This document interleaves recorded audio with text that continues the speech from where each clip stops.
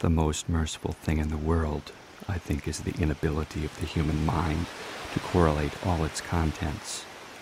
We live on a placid island of ignorance in the midst of black seas of infinity, and we were not meant to voyage far.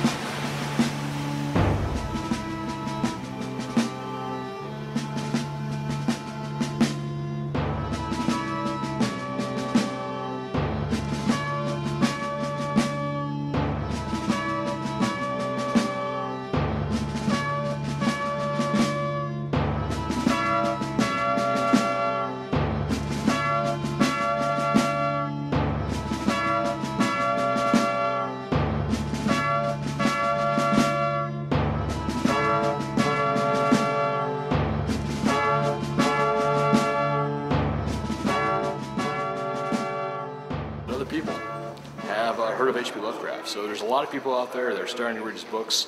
Lovecraft is now in the literature section. That's amazing. I mean, that's a big change. Looked at it and was visibly, like taken aback, like, oh, you got to be careful with that guy or whatever. And I was surprised by that. I'd never seen an author make someone react like that.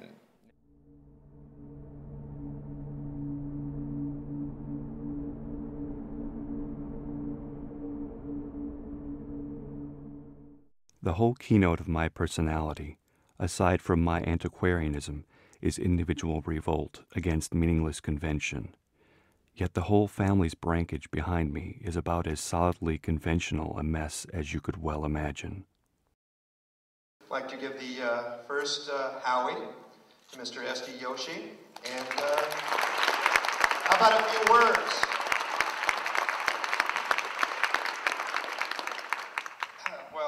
Some of the people, some of my colleagues, especially some of those who don't like me very much, are fond of saying that I've written more about Lovecraft than Lovecraft ever wrote himself. Well, I don't know about that, but I've certainly encrusted a lot of Lovecraft stories with my footnotes, but I hope that they are illuminating, and I hope they lend a little depth and background to the study of a very fascinating individual. Lovecraft's father, Winfield Scott Lovecraft, was a son of British immigrants. They had come over from England in the 1820s, ultimately settled in Rochester, New York. And interestingly enough, Lovecraft's father was a blacksmith. Eventually wandered into the New York area, became, what is called a commercial traveler, but he sold wholesale for the trade in the jewelry industry. Located in New York, then he did some work in Boston, and somehow wound his way up in Providence. We don't know exactly how, and we don't know how he met Lovecraft's mother, because Lovecraft's mother, Sarah Susan Phillips, was a member of the Phillips family, a very distinguished Providence family that could trace its ancestry all the way back to the 18th, even 17th century. We don't know how they met, but clearly they met and they married in 1889 in Boston, and about a year later Lovecraft was born. The family was a bit troubled, shall we say. Almost about 2.5 years after Lovecraft was born, in the spring of 1893, Lovecraft's father had some sort of seizure in Chicago, where he was on business apparently, and had to be brought back in a straitjacket back to Providence, and for the rest of his life, he died in 1898, he was confined to Butler Hospital, a mental hospital in Providence.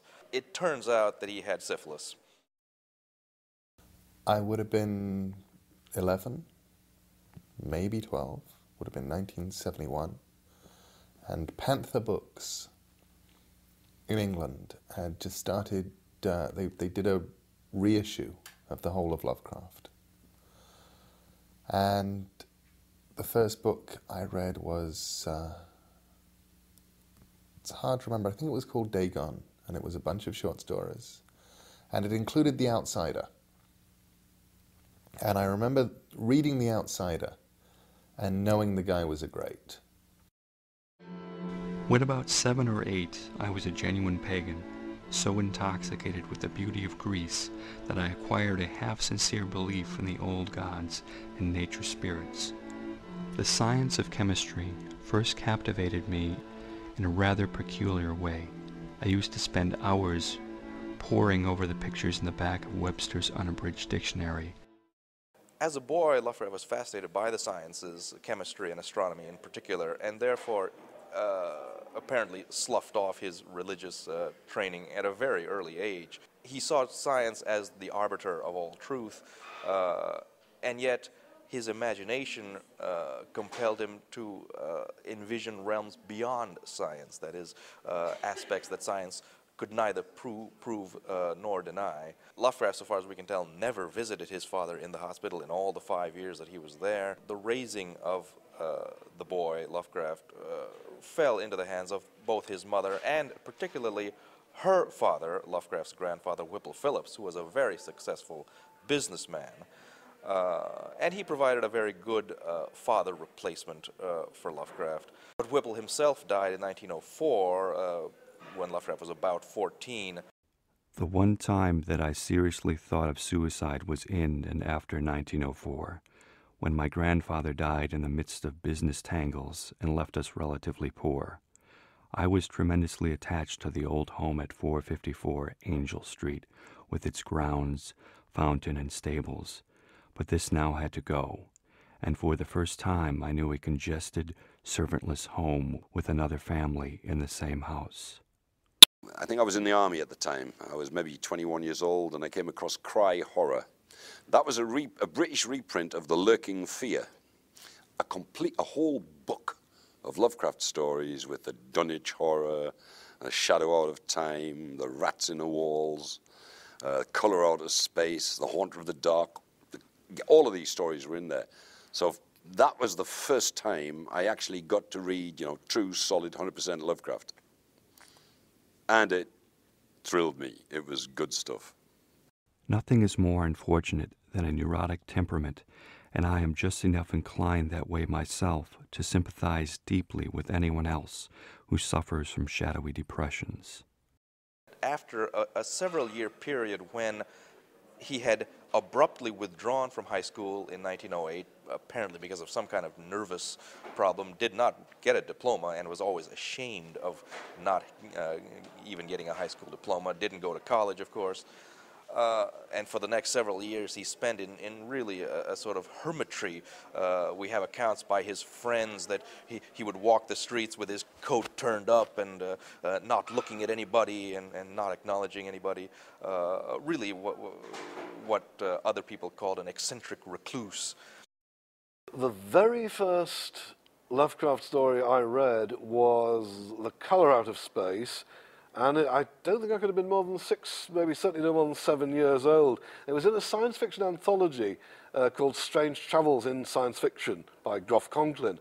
And because it was marketed as science fiction and it was in the public library in a hardcover, I was allowed, even at this tender age, to take it out and read it. And I remember coming upon this story in the midst of other very good science fiction, and being immediately aware that there was something far more potent going on here, to the extent that I genuinely felt that I was almost reading something forbidden. This was so disturbing and so frightening.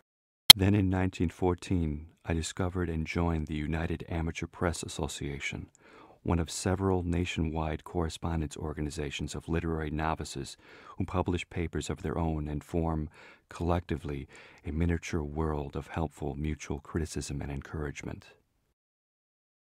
Amateur journalism, which he sort of discovered by accident in 1914, allowed him to come out of his shell a little bit. It was a national organization that he joined, the United Amateur Press Association, a relatively small group of people, maybe at the maximum 250 people scattered around the country, who wrote fiction, poetry, articles, and published little small press journals.